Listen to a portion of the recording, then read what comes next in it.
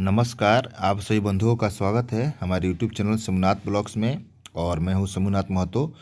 नियोजित शिक्षकों के प्रमोशन देने के संबंध में 4 फरवरी को उच्च न्यायालय पटना द्वारा आदेश जारी किया गया है। और आदेश में कहा गया है कि आज तक नियोजित शिक्षकों को प्रोन्नति क्यों नहीं दी गई। क्या ऐसा लगता है कि शिक्षा विभाग द्वारा जानबूझकर इसमें भेदभाव किया गया है नियोजित शिक्षकों को प्रोन्नति नहीं देने के लेकर। और यह भी कहा है कि नियोजित शिक्षकों के प्रमोशन को रोका नहीं जा सकता है। इस खबर को हम पूरे विस्तार से देखते हैं। उससे पहले आप सभी बंधुओं से एक छोटा सा आग्रह है, यदि आप हमारे चैनल पर नए हैं तो हमारे चैनलों को सब्सक्राइब कीजिए और बेल आइकन दबाना न भूलें। तो चलिए, जो कोर्ट द्वारा जो आदेश जारी किया गया है वह 4-5 पेज का है, अंग्रेजी में जारी किया गया है। हम उसे हिंदी रूपांतरण किए हुए हैं और उसको आपको हम हिंदी रूपांतरण पढ़ करके आपको पूरे विस्तार से बताएंगे कि कोर्ट के द्वारा क्या जिक्र किया गया है। तो जैसे आपके समक्ष यह स्क्रीन पर दिख रहा है, यह कोर्ट के द्वारा जो है आदेश जारी किया गया है। ओरल ऑर्डर, मौखिक आदेश जो जारी किया गया है, यह लिखित रूप में आया हुआ है। 4 फरवरी के डेट में आपको समझ देख रहे हैं, यह 4 फरवरी के डेट में यह जिक्र किया गया है। इसका हम हिंदी रूपांतरण आपको पढ़ करके बताते हैं। जैसे देखिए, यहाँ पर जो पहला पेज है वह जिक्र किया गया है कि याचिकाकर्ताओं की ओर से उपस्थित विद्वान दो वकील थे।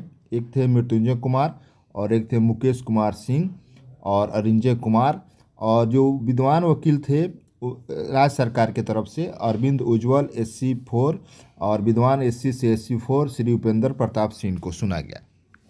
और इसमें जो नियमावली है 2006 की जो नियमावली है उस बात का भी जिक्र किया गया है कि बाद में उसे संशोधन किया गया।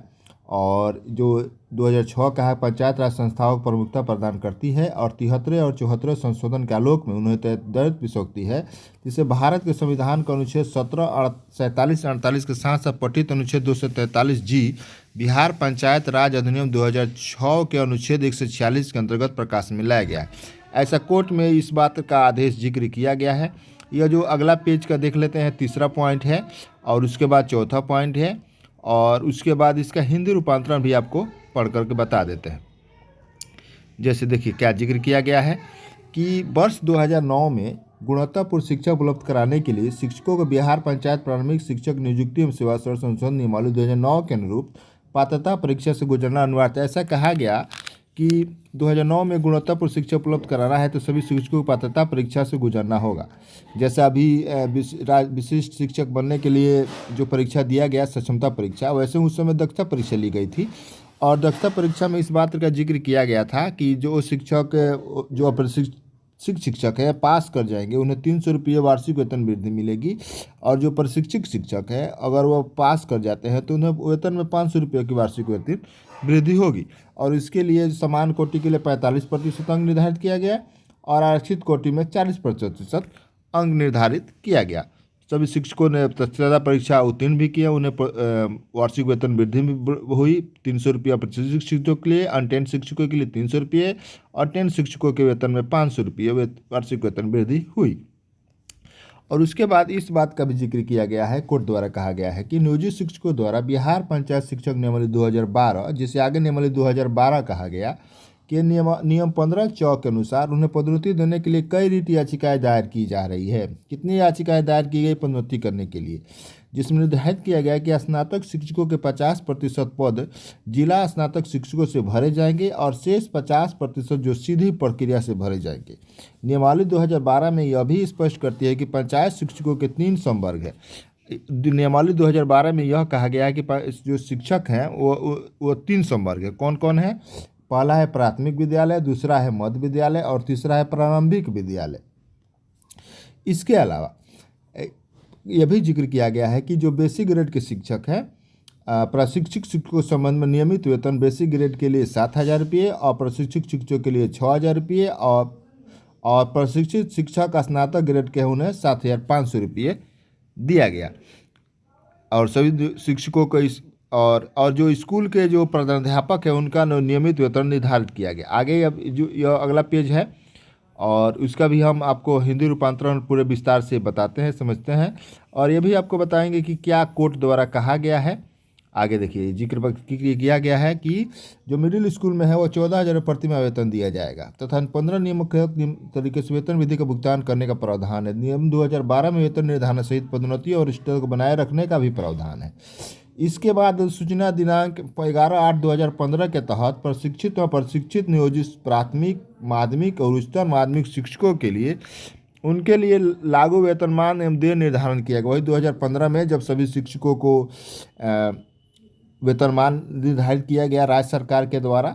और उसके बाद देखिए जिक्र किया गया कि बिहार पंचायत प्रारंभिक विद्यालय सेवा नियुक्ति स्नातन अनुशासनिक कार्रवाई सेवा शर्त नियम 2020 के अनुसार शिक्षक की परिभाषा लागू हुई तथा उक्त नियम अवली के अनुसार वर्ग 1 से 5 तक शिक्षकों बिहार नगर प्रारंभिक विद्यालय सेवा समिति सेवा पदोन्नति स्नातन अनुशासनिक कार्रवाई सेवा शर्त नियमावली के 2020 के नाम से जाना गया है।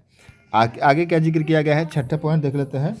याचिकाकर्ता शिक्षा विभाग की निष्क्रियता से व्यथित है जिसके कारण निवर्तमान नियमावली 2006 तथा समय समय पीछे संशोधन 2000 नियमावली के लागू होने के बाद तथा दिनांक 11/8/2015 की सूचना के अनुसार प्रशिक्षित तथा प्रशिक्षित नियोजित शिक्षकों को निर्धारित वेतनमान दिया जाना था। याचिकाकर्ताओं को अपेक्षित वेतनमान में वंचित रखा गया क्योंकि उन्हें तो पदोन्नति नहीं दी गई है। यह भी इस बात का जिक्र करना है, कोर्ट के द्वारा कहा जा रहा है कि उनको या जो याचिकाकर्ता है उनके वेतनमान से वंचित रखा गया है। इस बात का जिक्र कोर्ट द्वारा आदेश में जिक्र किया गया है। अगला पेज का पढ़ लेते हैं कि क्या जिक्र कहा गया है इसमें। और 7वां पॉइंट में जिक्र किया गया है कि भेदभाव स्पष्ट है और इसे राज्य सरकार विशेषकर शिक्षा विभाग की ओर से जानबूझकर किया गया है भेदभाव भी कहा जा सकता है। कि इसमें कोर्ट का कहना है कि आज तक उन्हें पदोन्नति नहीं दी गई, कि ऐसा लगता है कि शिक्षा विभाग राज्य सरकार के साथ शिक्षा विभाग द्वारा इसे जानबूझकर भेदभाव किया गया है। नियोजित शिक्षकों को पदोन्नति से वंचित रखा गया है या जानबूझ करके किया गया है। और उसके बाद और ये आदेश देखिए कोर्ट क्या आदेश करता है, यहाँ पर जिक्र किया गया है।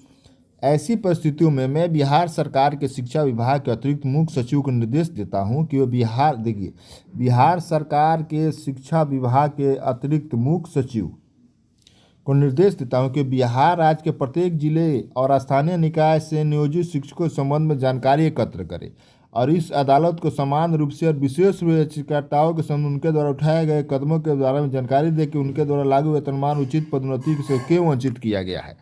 यहाँ पर कोर्ट का कहना है कि यह आंकड़ा स्पष्ट करने के लिए शिक्षा विभाग के अतिरिक्त मुख्य सचिव को निर्देश दिया गया है। आप यह आंकड़ा प्रत्येक जिले के नियोजित शिक्षकों स्थानीय निकाय के नियोजित शिक्षकों के संबंध में जानकारी एकत्र करे और अदालत को बताने का काम करे कि उन्हें उचित पदोन्नति और वेतनमान से क्यों वंचित किया गया है। जो नियम 2006-2012 के प्रकाश में दे है और कानून के अनुसार उचित पदोन्नति देने में उनके द्वारा देरी के कारण बताया ताकि उनकी वरिष्ठता पर प्रतिकूल प्रभाव न पड़े। और यह भी इस बात का जिक्र किया गया है, कहा गया है कोर्ट द्वारा कि आपको नियम 2006-2012 के अनुसार आपको बताना होगा, आपको कारण भी बताना होगा कि क्या कारण है कि आपके द्वारा अभी तक पदोन्नति नहीं दी गई। आगे 9वां पॉइंट देख लेते हैं कोर्ट के। बिहार सरकार के शिक्षा विभाग के अतिरिक्त मुख्य सचिव को प्राथमिक शिक्षा निदेशक द्वारा इस न्यायालय के समक्ष प्रस्तुत किए जाने वाले सभी आवश्यक जानकारी एकत्र करनी होगी जिन्हें 7 फरवरी 2025 को व्यक्तिगत रूप से इस संबंध में इस न्यायालय में उपस्थित होना आवश्यक है। यह भी कहा गया है कि आपको प्राथमिक शिक्षा निदेशक को मुख्य सचिव के अतिरिक्त मुख्य सचिव को प्राथमिक शिक्षा निदेशक द्वारा यहाँ पर उपस्थित होना है 7 फरवरी को। 7 फरवरी में ज़्यादा समय नहीं है, 7 फरवरी में उपस्थित होकर के इस बात का जिक्र करना है और यही आदेश जारी किया गया है। और अंतिम पेज में यही है। अब देखिए अब क्या होता है। 7 फरवरी को 2:15 में समय निर्धारित किया गया है कोर्ट द्वारा।